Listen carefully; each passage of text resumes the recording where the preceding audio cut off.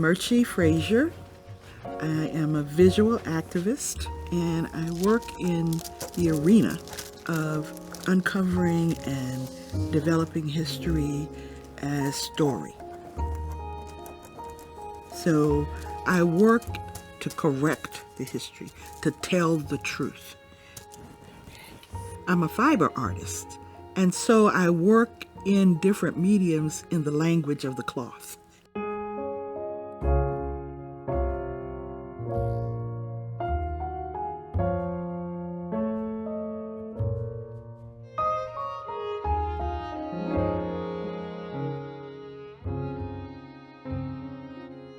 I am a member of the Women of Color Quilters Network. The founder, Dr. Carolyn Maslomi, says we create soft landings for hard stuff. And so I think that really describes the kind of work that we're engaged in these quilt narratives.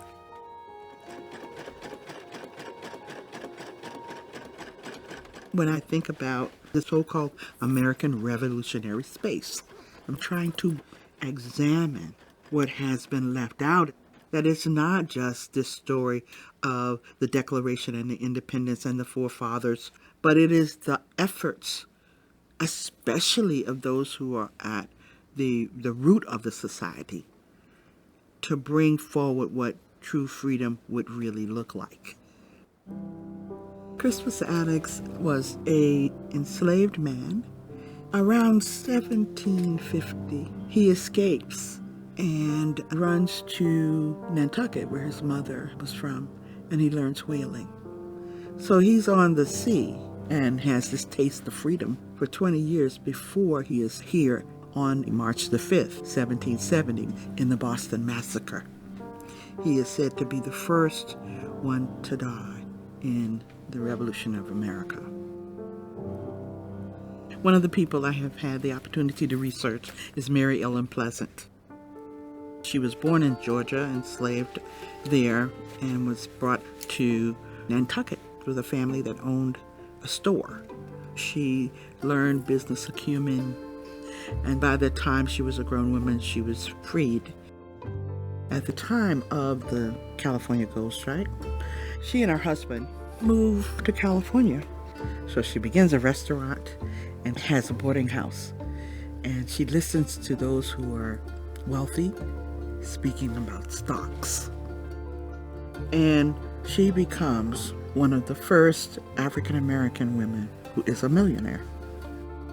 Her nickname was the Mother of Civil Rights. There are cases that she brings for the integration of transportation. She also builds a 30-bedroom mansion. It's featured in the quilt.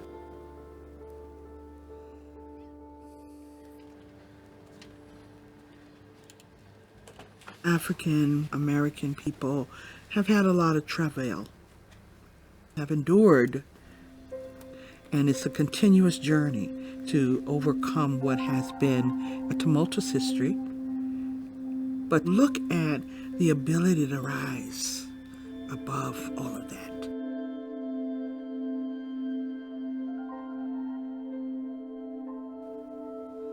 There's a program called Entrefamilia, where women who have conditions of homelessness, drug abuse, traumatic circumstances are housed to help them recover. And so I was commissioned to work with the residents to create poetry and quilts. You can put, I am real. I am honest. I'm a savior too. I want to put a savior down. You can put it down there. Some of them had never created poetry before. Some of them had never sewn in their lives. But this enabled them to be able to contribute where they didn't think they were powerful. The program culminated in an exhibition of their quilts. They saw their work on the walls, and it was truly a transformative moment. And their children were happy and, just laughing about it. Oh, that's what Mommy did. So it is work that is creating confidence to get over our trauma through the arts. I was very, very proud of the work that they did together.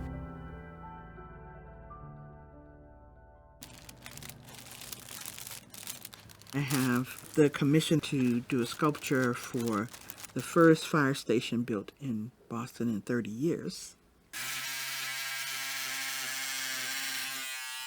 I decided to think about the firefighter rescue mission and used real people silhouettes from the community in that sculpture. One of the features, iconic features of my quilts, is the concentric circle. And the use of perforated steel allowed for almost an illusion of fabric. With it being installed on that fire station and then lighting the sculpture at night, there was the delight of honoring the firefighters with the community.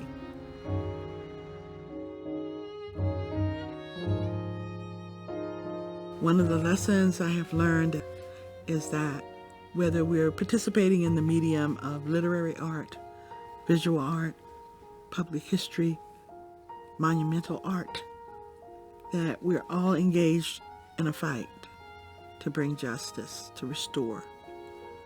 And when we fight, we win.